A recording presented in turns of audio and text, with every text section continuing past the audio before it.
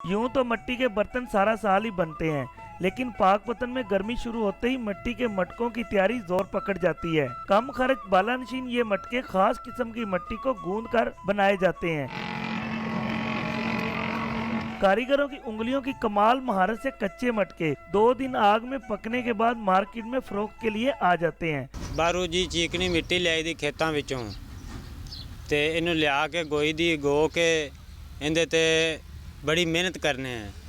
ਅੱਜ ਦੀ ਮਹਿੰਗਾਈ ਦੇ ਦੌਰ ਵਿੱਚ ਇਹਦਾ ਸਾਨੂੰ ਉਨਾ ਮੁਆਵਜ਼ਾ नहीं मिलता जिन्ने ਇਹਦੇ ਤੇ ਮਿਹਨਤ ਕਰਕੇ ਘੜੇ बनाने।